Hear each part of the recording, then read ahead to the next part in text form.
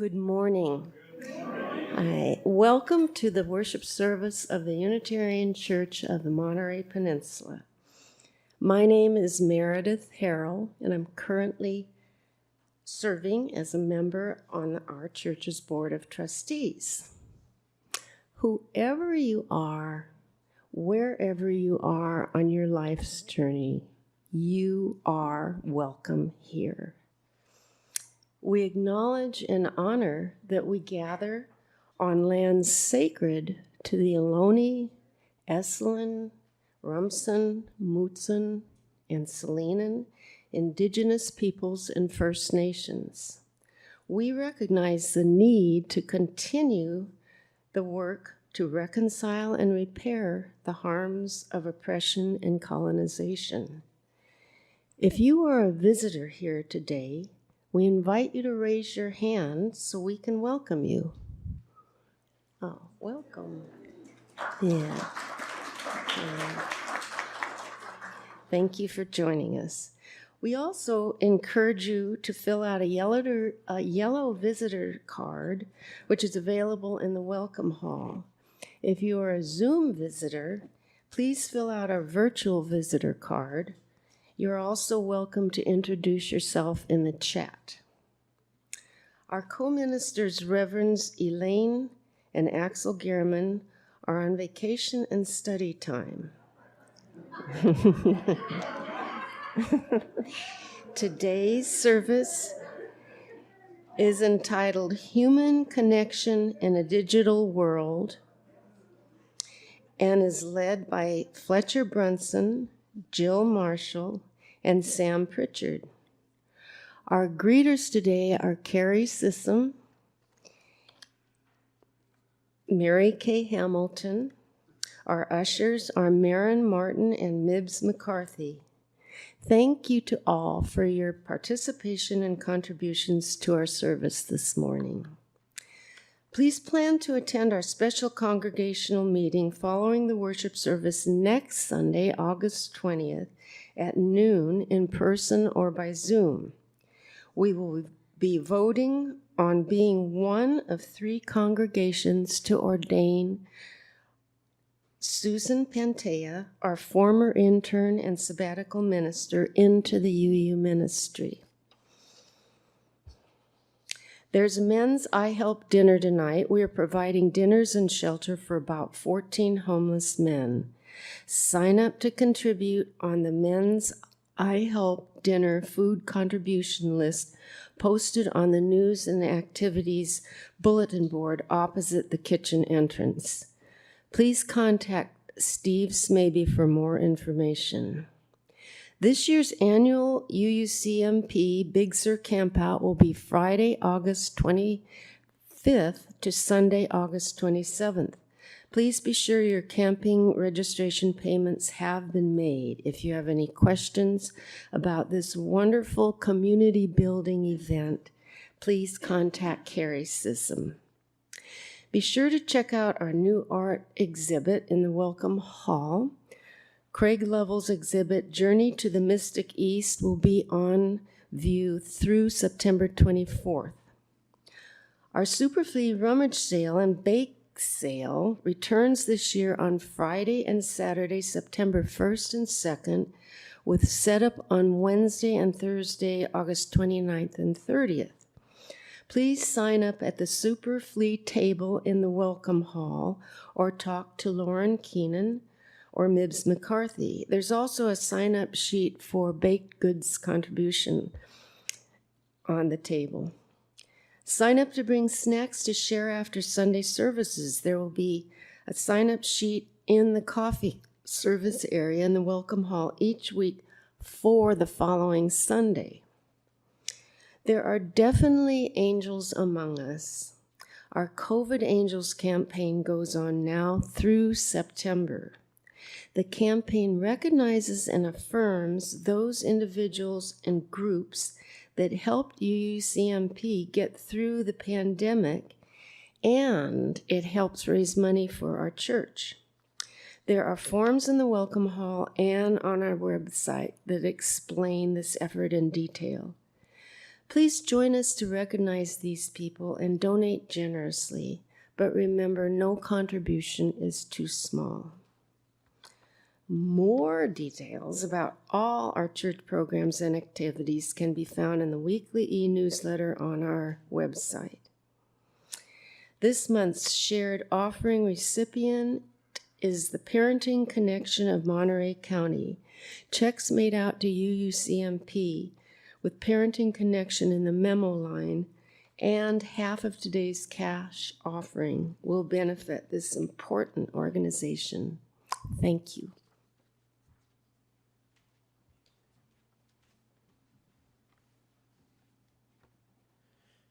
We now invite those of you in the sanctuary to turn and wave to the people joining us on Zoom. And now, whether you are on Zoom or here in person, please take a moment to greet your neighbor.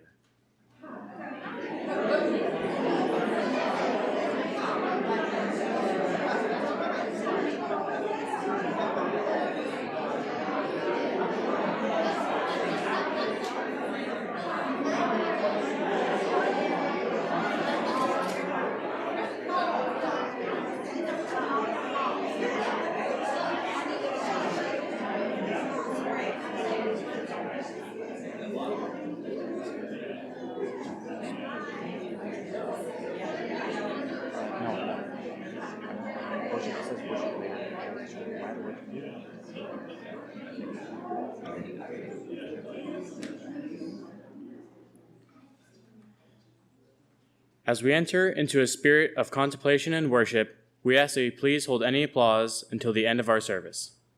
Please enjoy our prelude.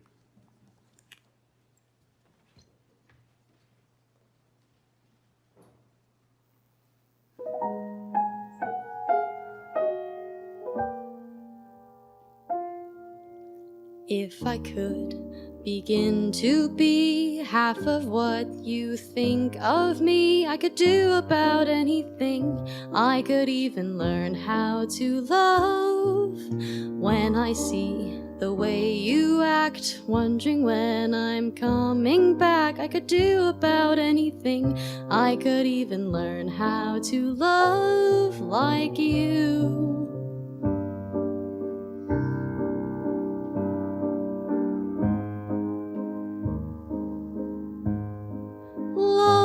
Like you.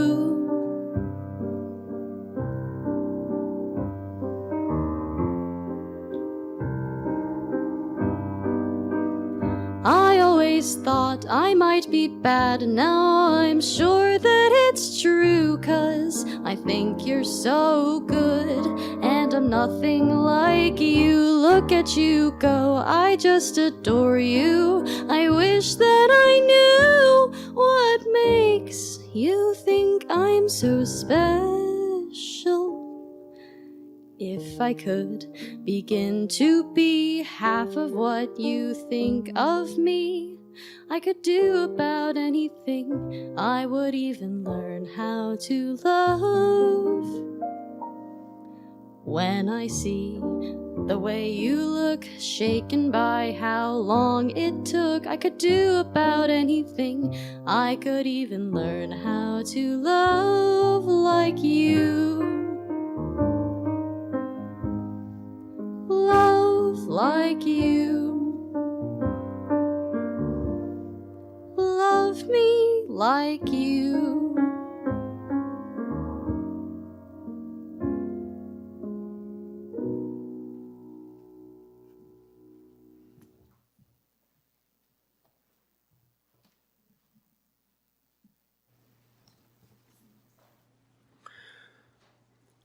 Our call to worship this morning is by Martha Kirby Capo.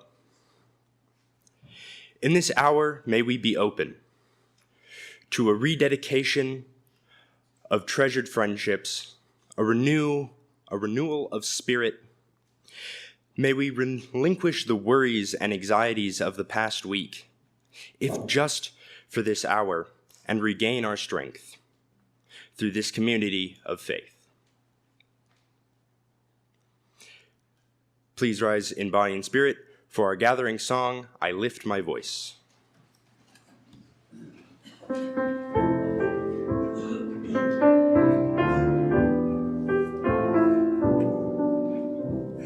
When I lift my voice, let it be in song, a defiant note in the face of wrong. I won't stand alone, we'll stand side by side, 'cause we know that love is always justified. When they try to deny us, it will only unite us. I lift my voice. When I lift my voice, let it be for good. Let me care as much as I know I should. I won't stand alone, we'll stand side by side, 'cause we know that love is always justified. When they try to divide us, it will only unite us. I lift my voice.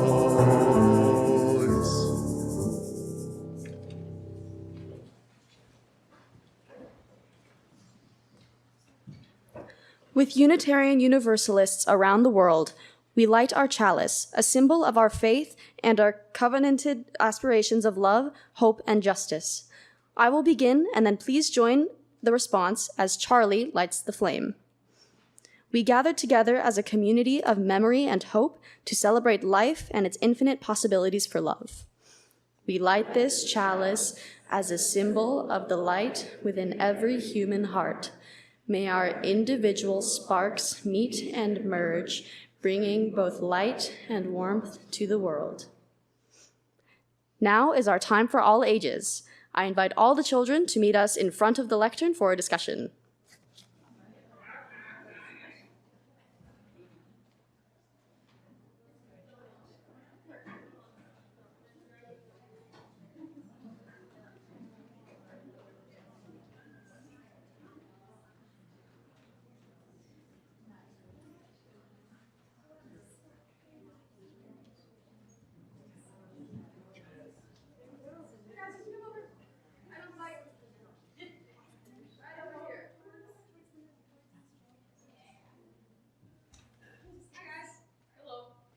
So how many of you play video games? Hi. So do you like to play the online video games or just the single player video games? Single player. Whatever video game I can find. Who here plays an online video game? What do you play? Fortnite. Fortnite. And then do you make any friends on Fortnite, or do you play with your real life friends, or? Well,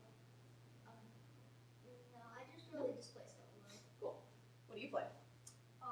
I play a lot of different games that are just online. There are a few that I have Fortnite. I try to see if my friends can play, but they usually can't because there's this weird block they have. But and then like Minecraft, I play with some people. I love Minecraft.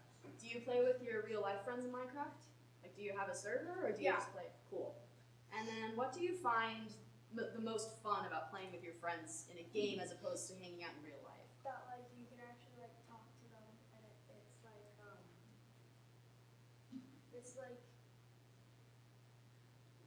being with them, but just in a different world. Being with them, but in a different world. I like it. And then, do any of you have any form of social media? So that would be like, there's Discord, there's YouTube, Instagram. You guys are too young for that. Well, thank you for sharing your experiences, and you can all be seated.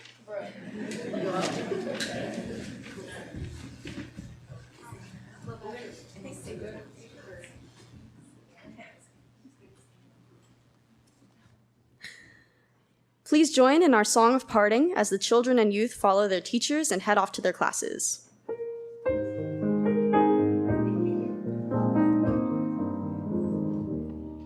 Be ours a religion which like sunshine goes everywhere. It's simple, all space, its shine above light, its sweet, all true, its rich, all words of love.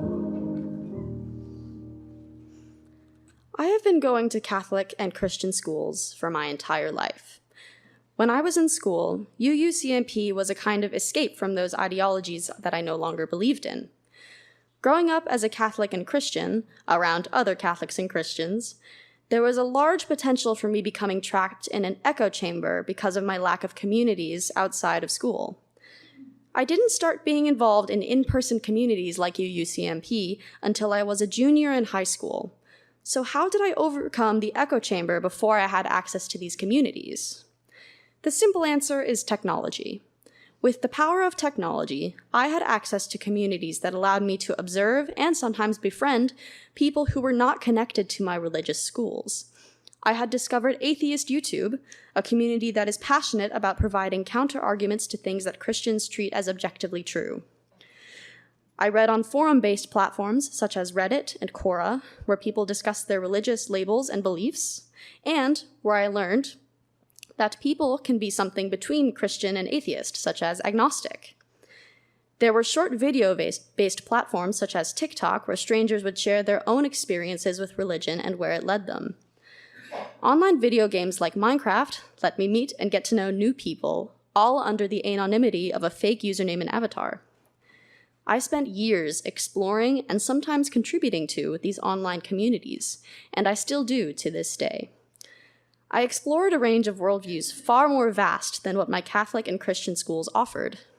I became fully aware of a worldwide community much bigger than the 30-ish kids I connected with from 1st grade through 8th grade.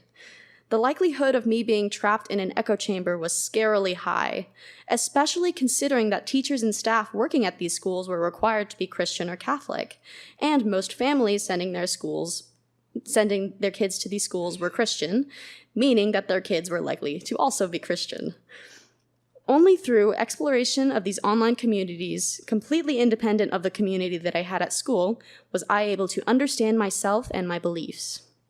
I never would have known about a world where rejecting Christian ideologies was normal. There are likely millions of people like me who have been trapped in echo chambers in their youths and not realized it. This can come in the form of religious schooling or homeschooling without access to the outside world. Some are slow to escape the echo chamber and are faced with the challenging of educating themselves as adults, or after being deeply indoctrinated into a certain worldview as a child. Or, worse, their deep indoctrination into that worldview causes them to lose interest in educating themselves at all. This is how issues like bigotry are caused. People not wanting to educate themselves outside of their own worldviews. Online experiences can be a gateway to the world outside of one's own echo chamber from an early age, which can prevent this bigotry in adulthood.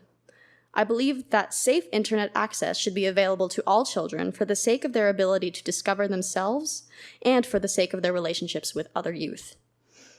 When people say that online experiences don't count or aren't real, or when they say that violent video games create violent people, I feel bad for them, because it tells me that they haven't been able to experience the wonderful world that lies beyond.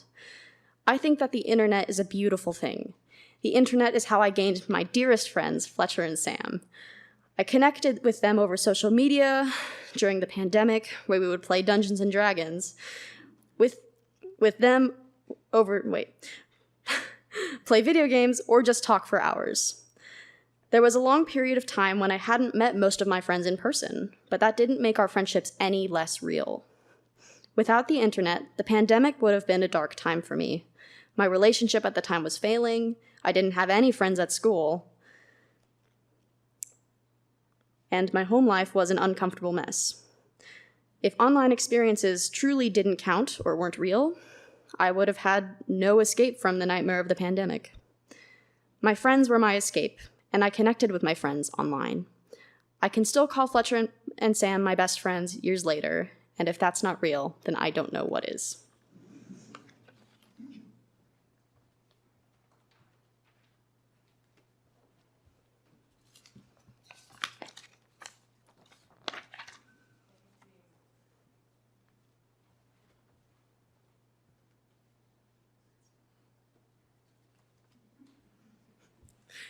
Please rise in body or spirit and join in singing hymn number 298, Wake Now My Senses, 298.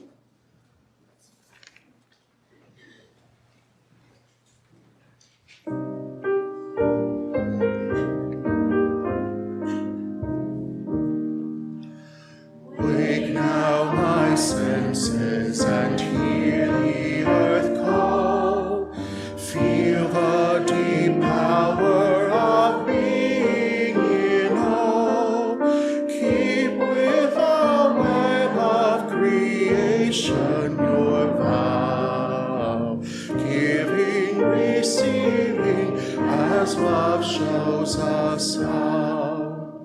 Wake now, my reason, reach out to the new. Join with each pilgrim who quests for the true. Honor the beauty and wisdom of time. Suffer thy limit and embrace the sublime. Wake now, compassion, give heed to the cry. Voices of suffering fill the wide sky. Take as your neighbor, both stranger and friend, praying and striving their hardship to end. Wake now, my conscience, with justice thy guide. Join with all people whose rights are denied. Take not for granted a privileged place. God's love embraces the whole human race.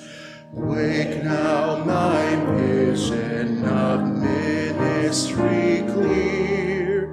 Brighten my pathway with radiance here.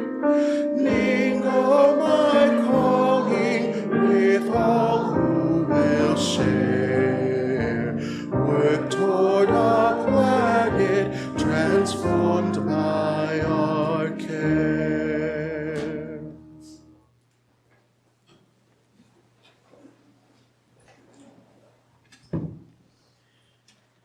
This is now the time we set aside each week to take a breath and pause and think about what has been happening this week in our lives and in the lives we care about, the people we love, whether they're close by or far away, and what's been happening in the world.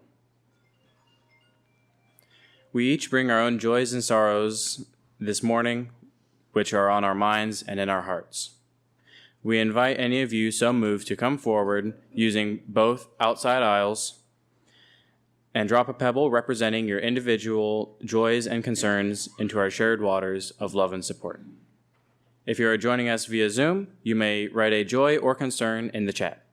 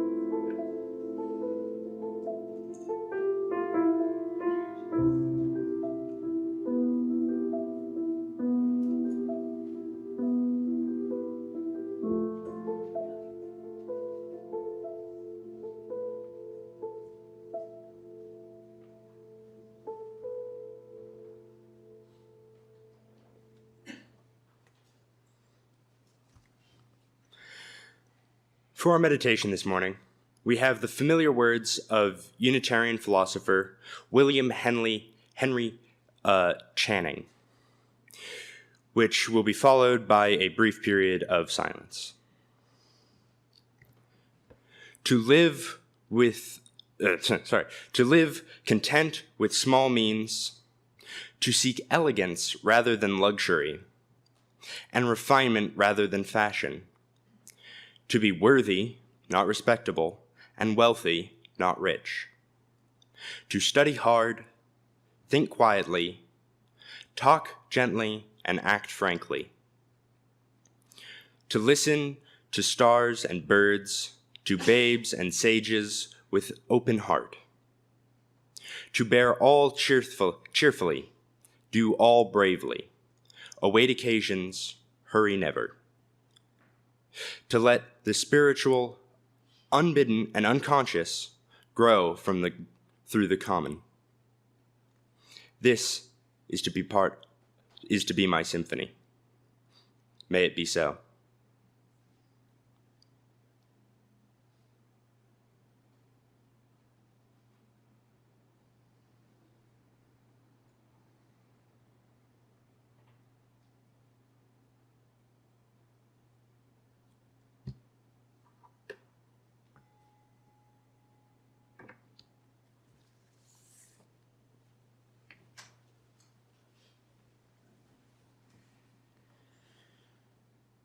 This is the time for our morning offering. We encourage you to think about your financial support for this church and the resources the church needs to carry out our good work. We encourage those of you at home to write a check and drop it in the mail or use the donate button on our website. Any checks you so designate in the memo line and half our cash collection will support our shared offering recipient this month, the Parenting Connection of Monterey County. On behalf of the congregation, mindful in our responsibility to use your gifts wisely, we thank you for your generosity.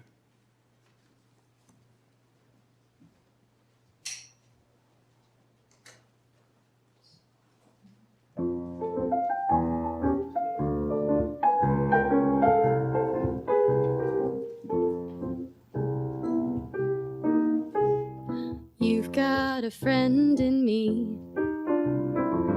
You've got a friend in me. When the road looks rough ahead and you're miles and miles from your nice warm bed, you just remember what your old pal said. Oh, you've got a friend in me. You've got a friend in me.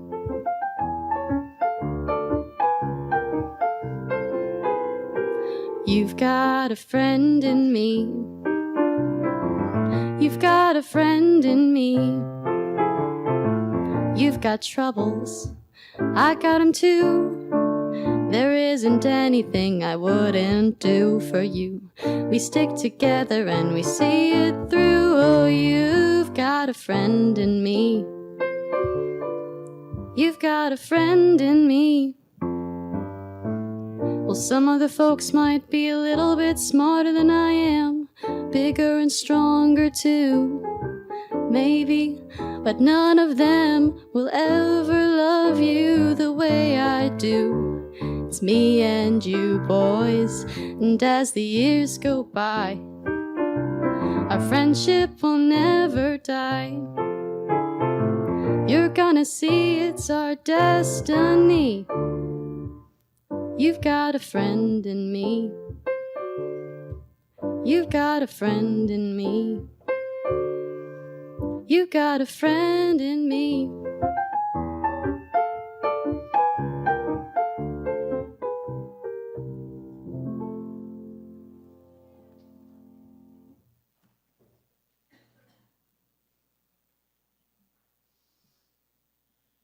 As our ushers come forward, please join us in our offertory response.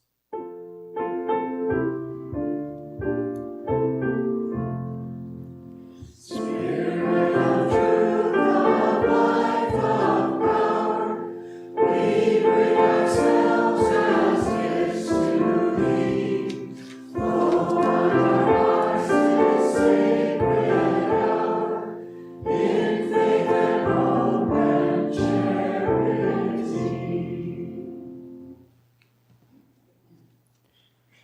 Thank you for your generous gifts.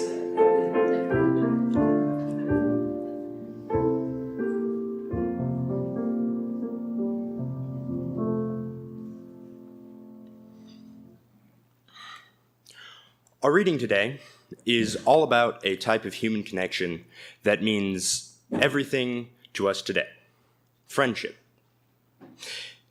and has also been valued by thousands of generations before us.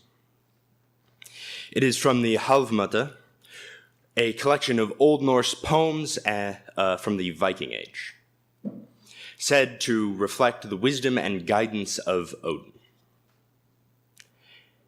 A friend I would have who is wise and good-hearted, faithful and well-bred. Let him not be grudging, but have courage for two. Let him give and spend all his goods upon me. The firmer the friendship, the longer it lasts. When the fates befriend it, fickle is that which with falsehood is fraught, when winds of sorrow arise. With his friend a man should be friends ever. Rewards he will give for like gifts. Laughter for laughter, lies for lies, and sighs for sighs.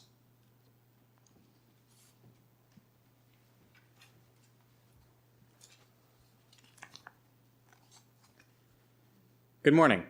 I am Samuel Pritchard, and I am one of the three that enjoys a conga line every now and then. And I'd like to share some of the thoughts I had about the effects of video games as my two friends do. Kids growing up with video games know the classic line of video games rot your brain, or video games make you less creative or intelligent. While spending all day, every day, doing nothing but staring at a screen, doing mindless things can be detrimental to your physical or mental health. But not all video games are mind-numbing if you make sure to spice up your day with a few other activities. In fact, video games can improve skills such as communication, attention to detail, reflexes, and creativity. Growing up, I always heard those two famous lines I mentioned earlier, so I got most of my video game time from going to friends' houses, playing Minecraft or Halo. I may be a little biased, but I don't think those violent video games made me a violent person or a psychopath. But it was always a fun time with my friends where we could do weird things that we couldn't normally do in real life. Now, were all of those experiences the best influence? Certainly not. But it did open my mind to new possibilities for better or for worse. With all those new ideas, my friends and I went outside to play with Nerf guns or whatever we did at the time, and had new scenarios to play through. Violent video games also tend to be associated with violent personalities or rude people.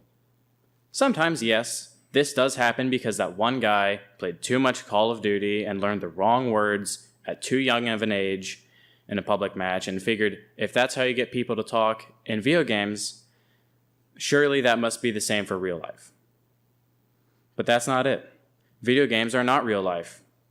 And while most understand that, everybody, not just gamers, need to learn to distinguish video games from reality. And people at a young age can have a hard time understanding that or refuse to see it that way.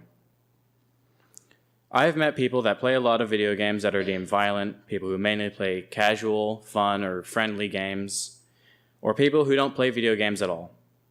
Regardless of what they did in their free time, they all came out into the same groups of people, since it was more about quality of character and interests they displayed rather than individual gaming preferences. As the saying goes, don't judge a book by its cover. We need to acknowledge that there's more to a person than one single activity they choose to engage in during their free time. Video games, like any medium, offer opportunities for growth and learning, creativity, and fostering skills beyond just what you can do in the digital world. As we leave these stereotypes of games, let's appreciate the various ways they can help shape us and those around us. Thank you.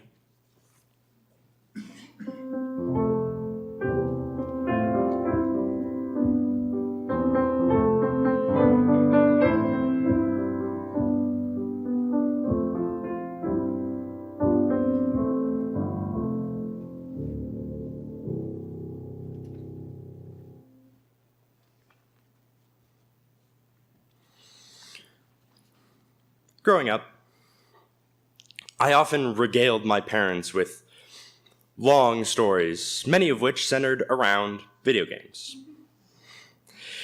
These stories encapsulated my experiences, my plans within these virtual realms, and the ever-evolving landscape of gaming. In the midst of one and many such narratives, a certain unnamed individual who we'll affectionately call Mom,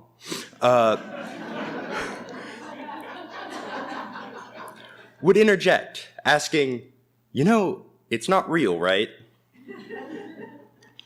This query echoed by those unfamiliar with the realm of video games, beckons us to explore the profound reality, inherent value of our experiences in the digital world.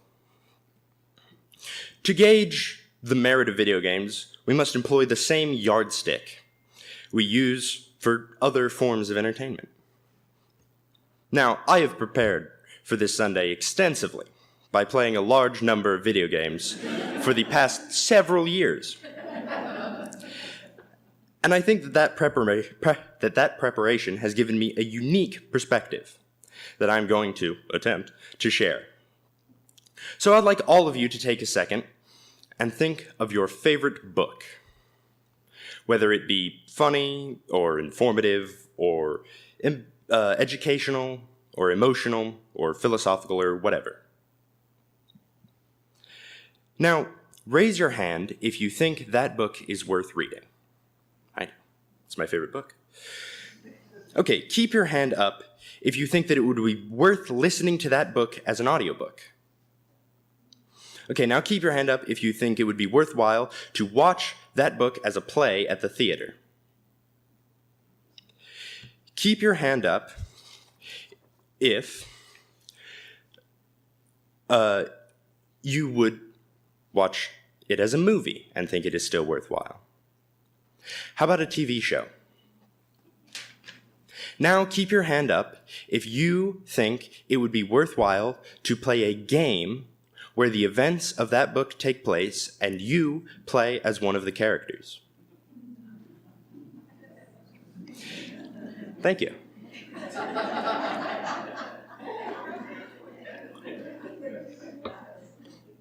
The skepticism surrounding video games mirrors the skepticism faced by other entertainment forums before gaining social acceptance. From Shakespeare's theater to the advent of television, we observe the recurring pattern of initial rejection followed by eventual recognition. Critics often dismiss video games as devoid of meaningful lessons. However, beneath their interactive surfaces lie hidden depths.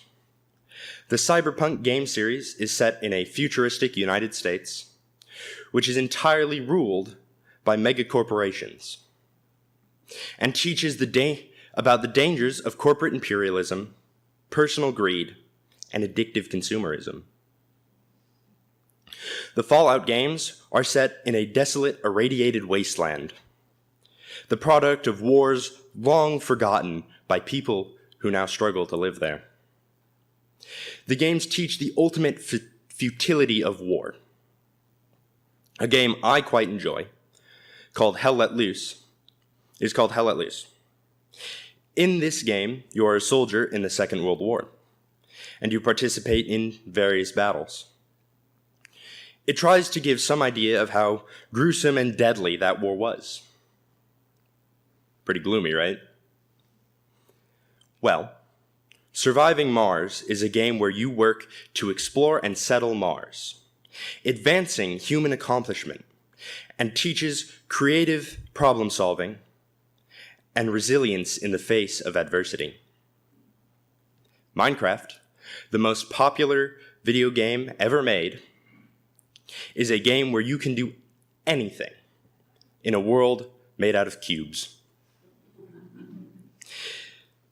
Emphasizing creativity and self-expression. City Skylines lets you design the city of the future, making decisions about clean energy and cutting down on pollution while making a thriving city. Lastly, No Man's Sky is an incredible game where you can explore tens of thousands of worlds in a massive galaxy and seeks to show the beautiful universe that may be out there. Amidst these virtual universes, the true treasure lies in community and cooperation. These digital spaces nurture connections that transcend geographical boundaries and time zones. Shared joys, struggles, and triumphs in these realms forge bonds as authentic as any formed in the physical world. Beyond mere entertainment, online experiences fuel creativity. My journey through the gaming landscape has inspired my own storytelling and artistic endeavors, mirroring the creative spark ignited by traditional mediums. In conclusion, friends, let us affirm legitimacy and worth of experiences in the online realm. Similar to literature, theater, and cinema, the digital tapestry of gaming holds the potential for enlightenment and growth. But what makes video games really special? What makes the experiences not just real, but valuable, is the community and the cooperation. In my time playing games, I have had experiences that I could have had in many forms. But I played video games. I have had a unique opportunity that no other medium could have given me. I have played with friends and strangers from all over the world. I have fought demons in ancient tombs and explored distant stars. And those are not real places. But the shared joy and connection that I and many others have built are very much real. And these games have inspired me to create my own worlds, stories, and art for my whole life. The experience that gaming gives is something truly valuable and different.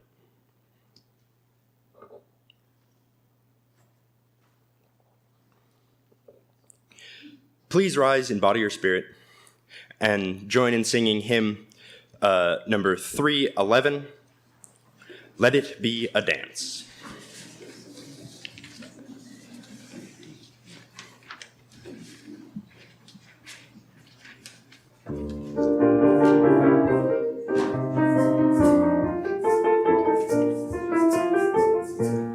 Let it be a dance we do.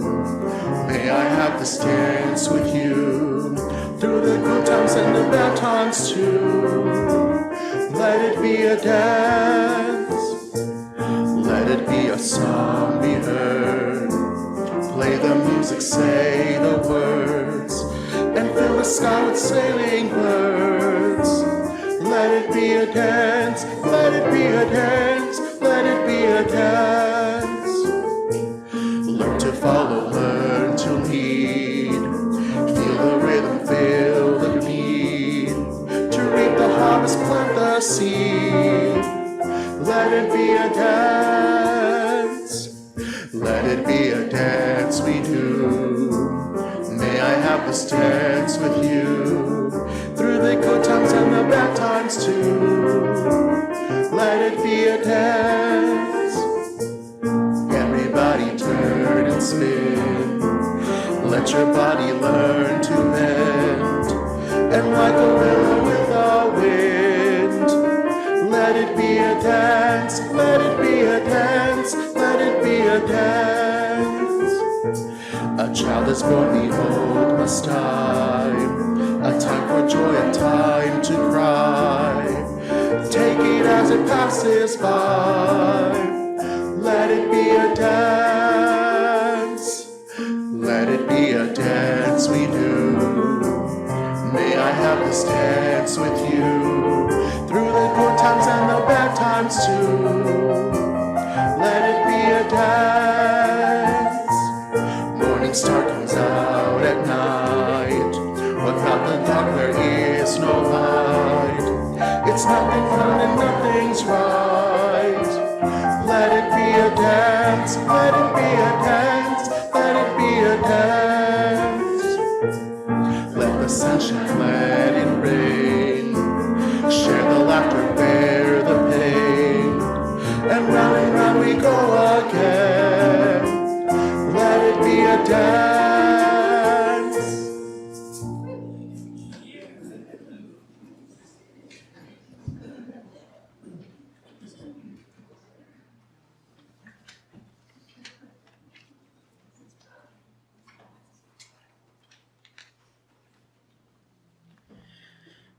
Please join us in a unison words as we extinguish our chalice.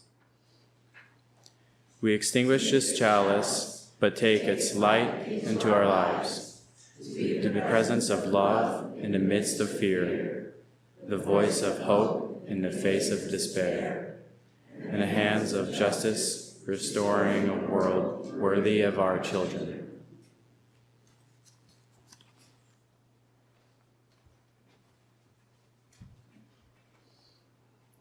Please imagine us all holding hands for our benediction.